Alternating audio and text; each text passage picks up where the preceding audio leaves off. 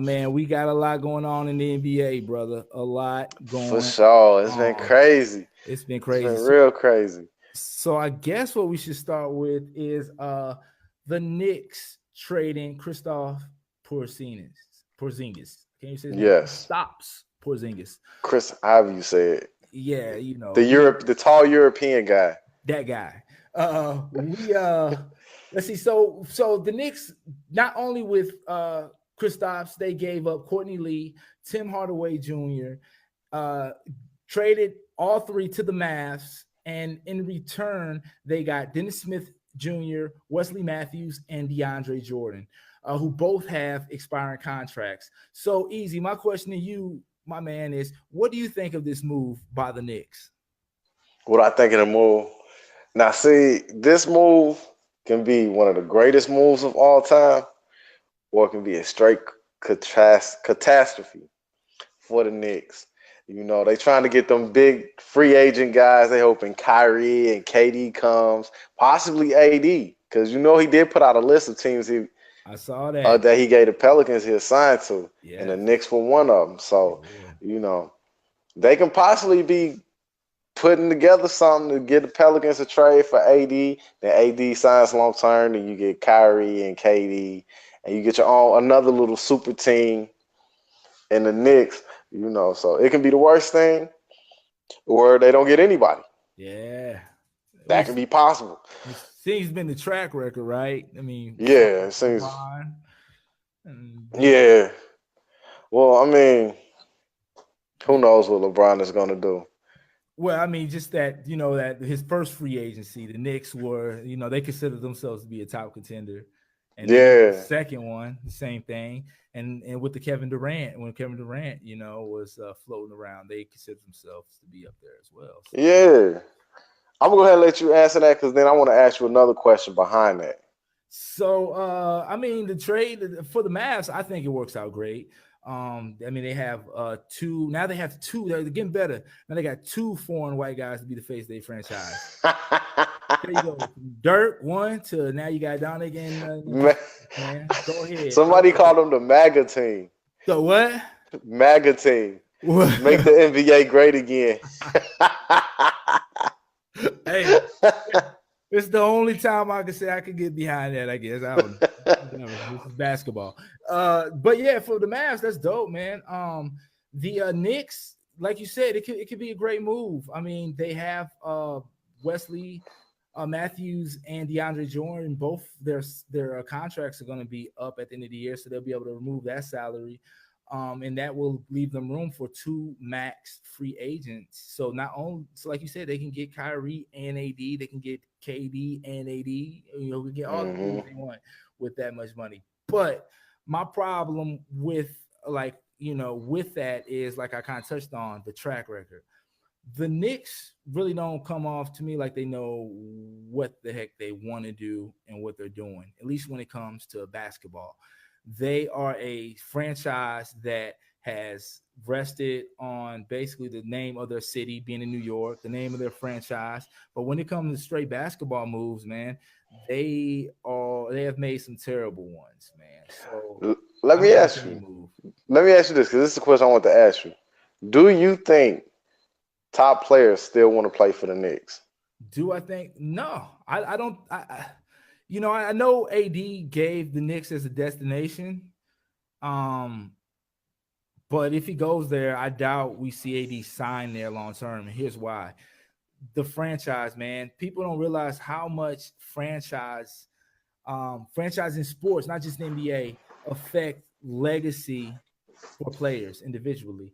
I say outside of talent, franchise and coach has to be number two. And the reason why I don't say supporting cast is because who decides your supporting cast, right? The ownership, who they hire, the GMs, the coaches, and both in some cases. What about you, man? Do you think players really want to play with the Knicks anymore? Or? I think only if they're from New York. I think they have a good chance of getting Kyrie and maybe Kemba. Oh, okay. Because he's a big free agent coming up too. So I think the cats, the superstars from New York. It has more of a lore to them. But you talk about like LeBron, he's from Ohio. AD, he's from Chicago. So I really don't see the Knicks as a team that can lure people outside of New York to Yeah. to the Knicks. You know what I'm saying? If You're AD's right. gonna pay for a bad team, he might as well just come here to Chicago. True. Yeah, True. he might as well just do that. So, no, I don't think the Knicks are that place. I might be wrong because who knows? Yeah, you never know. But I look at somebody like Kemba Walker, and I know he puts up a lot of numbers, and he's an awesome player. But I think what makes a difference is getting like transcendent players that can actually, you know, they having them will put you in the conversation for having winning the championship Mhm. automatically. Like Kimba's one of them dudes that okay, Kimba by himself, no.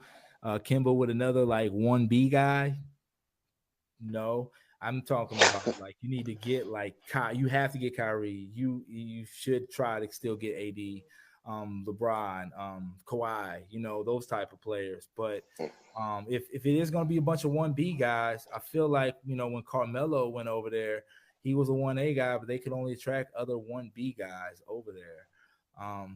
So I don't know, Well, man. I think for people, because it's kind of hard to build teams around these ISO center guys.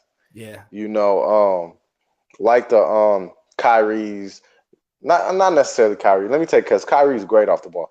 Kimba, Melo, AI. It's hard to build teams because you can't just put superstars with them. right. You know what I'm saying? You have to build like a certain team around them. You know what I'm saying? So it's kind of hard. And so if I'm the Knicks, I'm looking at it like, I mean, if I don't get Kyrie, I will have to get Kemba, but I hope I don't have to resort to that because Yeah. Kemba's not Kyrie. But then again, you look, man, at the Celtics and the situation they have as far as like a team as a whole, and how Kyrie is really fitting into that mix.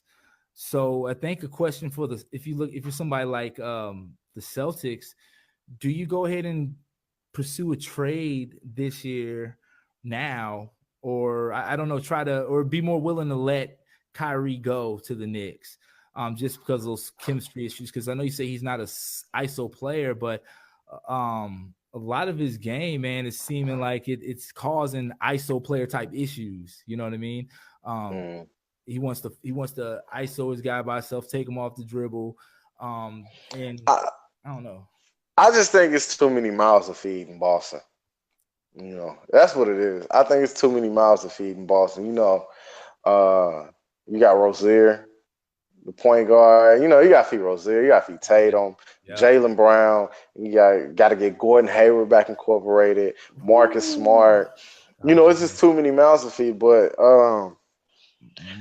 I don't know. Mm. If I'm Boston, it's like you've been doing all this willing and dealing. It's like, what are you do? What are you gonna do with all this? Is that what you gonna keep willing and dealing, or you gonna try to get a team together and build chemistry?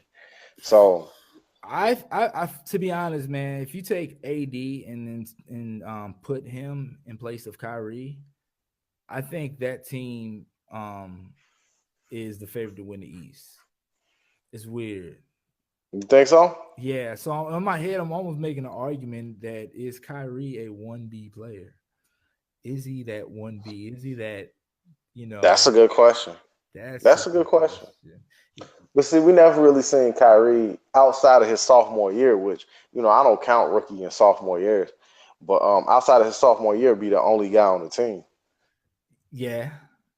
So I think you put Kyrie in the Knicks uniform and you build like certain people around him. I think Kyrie can lead a team, be a top respected team in the East. If I look at this team right now, the Boston Celtics right now, and I will say this, I think a lot of Kyrie's not fitting into the Boston situation is just because that whole type of whatever they're running up there, scheme type deal, Brad Stevens system, I don't think really fits Kyrie's game. But if I'm going off what you said as leading the team, being that 1A guy or considered that 1A guy, Now, when they got rolled, I would say he's that right now. For Boston, wouldn't you say that though? I mean, yeah, he's putting up like career numbers. yeah, He's putting up his best numbers this year. So I think Kyrie can be that guy. No, let me say this. I think Kyrie has the talent to be that guy.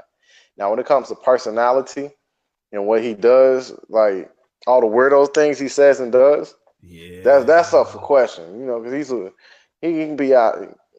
He can be a little weird sometimes. So yeah, but I don't know if the question is can the Knicks get him, or can they get top free agents to come there? You know, and then they can be the winners of that trade. But right now, it's looking like the Mavs, and who knows because Porzingis is injury prone. true. So you might be giving up a lot to get Porzingis, and he might not be there a lot. Well, 7'3" dude with a torn ACL. Well, if you and I guess along with that, did they give any? I don't think they gave up any picks, did they, or did they give 2 first rounders? I think they may have gave 2 first rounders as well. Yeah, man. I have to look that up. Yeah. So I mean, for real, the Mavs really didn't give up much. If they didn't give up 2 first rounders, I mean, you were going to lose Matthews and Jordan. Wesley Matthews, you're gonna lose a lot of them anyway. Yeah, so you really didn't lose anything. I mean, outside of those picks, if that's what they did give up. So right, we have to get on our research department for leaving us hanging like that. Right.